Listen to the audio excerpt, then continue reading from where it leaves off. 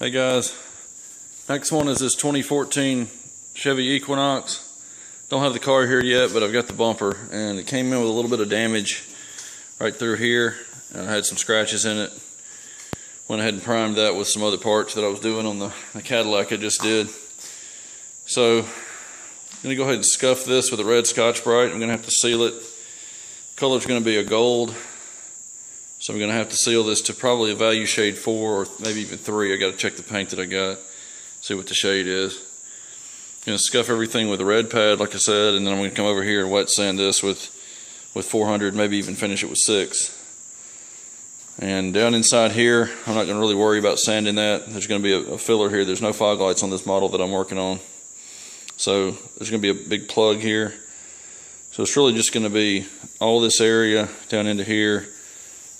Just the perimeter basically. Down in here I'm not going to worry about sanding that, just because it's going to get covered up. And there's a trim piece that'll have to be transferred. There's a lower half to the bumper that'll get snapped into here, and I've got a grill for this. Bumper on the car is split somewhere in here. Grill's broken. Also have to transfer the upper grill that's on the old one and the bow tie that goes there in the center. I'm going to go ahead and get this sanded and try to paint this thing today. Okay, it's ready for paint. That took about 30 minutes to get it sanded out. I've got some cut throughs right in here to the plastic and right along my feather edge. I'm going to hit that with adhesion promoter.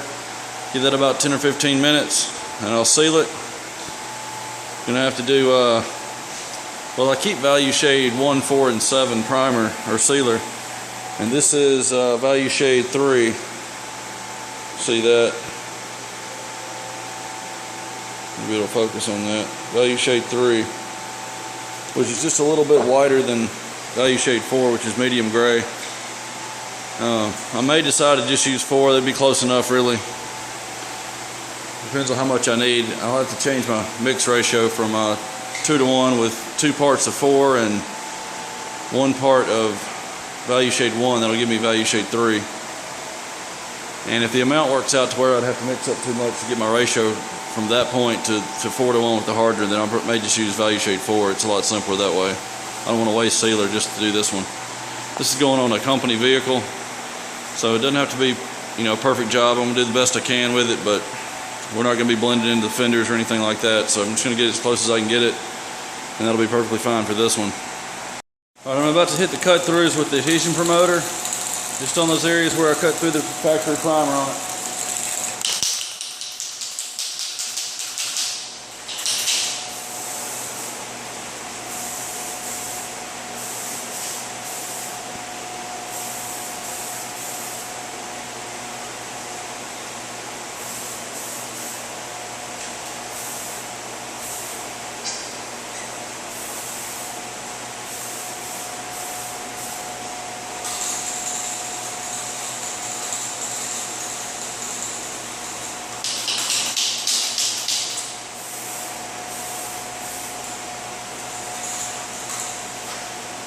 I'll be back with the sealer in just a minute. I got to mix it up.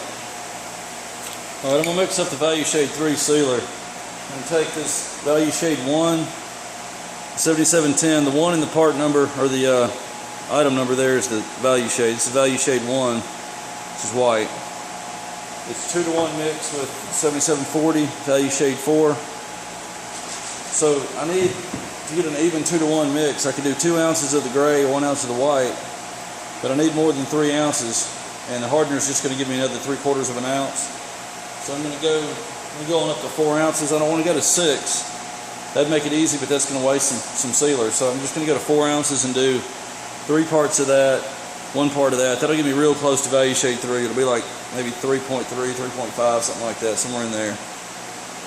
And then I'll just do 1 ounce of hardener, so it'll be a 4:1 after I mix up the right color sealer. It's still a 4:1 with the hardener. So I'll do 3 ounces, 1 ounce, and 1 ounce of going to be 77, 75, because it's about 78 degrees in here. I'm going to use this, and this panel's not very big.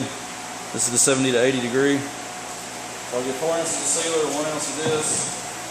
And that'll give me a little bit of a lighter color. Be right back when I get it mixed. Alright, it's sealer time. I'm going to give it 20 minutes flash after I get it on there, and I'll go mix the base coat up, get it on.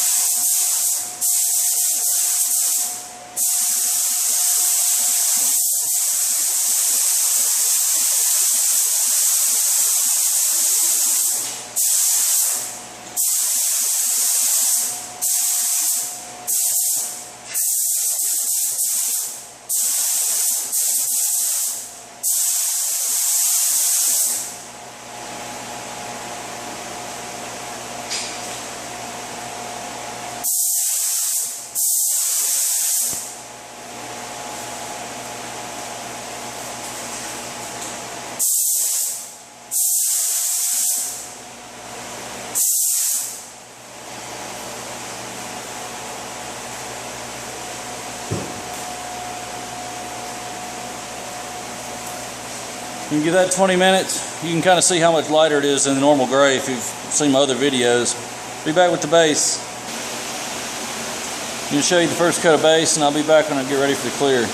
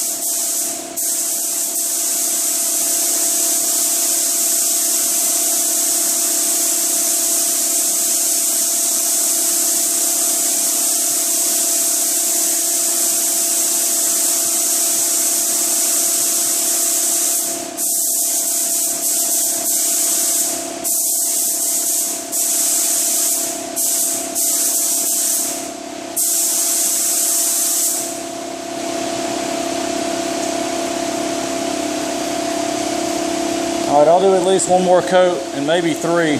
I'll let you know after I get done. All right, this is the first coat of clear. I'll show you this one and I'll be back when it's finished.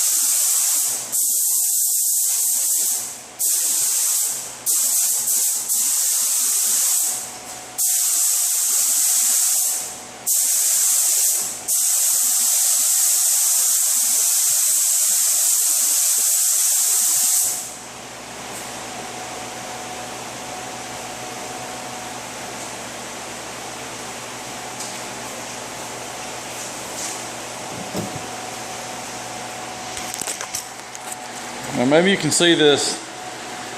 See how the clear is kind of foggy? Humidity is really, really high in here. So I'm hoping after, kind of like what happened on that Accord that I did, I'm hoping that'll just kind of cure out. I'm gonna have to let it go for 5 or 6 minutes here and I'll recoat it. And then I'll have to see how it looks when it's completely dry. It should be okay. Here it is off the gun. You can probably still see a little bit of a white fog in the clear. I think it's slowly coming out. It's so humid in here, it's just, it does something to the paint. I don't know if it's condensation or what, but it actually, with the clear going on, it happened right when I first started. When I do the base coat, I put the base coat on it, and then it shows up after it's dry, like you know, it's got some condensation forming in it or something. But you can see how it's got it looking mottled. The color's not mottled at all, that's just the clear. Color was perfectly fine when I went to start. So I'm going to give this overnight to dry and come back and look at it. It happened on that Honda Accord I did, a salvage rebuild on the trunk lid. It was okay after it dried. I'm hoping this will be too. I just had to do it today. Can't really do anything about the humidity. I'll be back when I've got it built up and put on the car. This is after 2 days of curing. I don't see any sign of that fog or the problem with the color in here. You can see all that's gone where it looked like it was mottled. I think all of it cured out of there.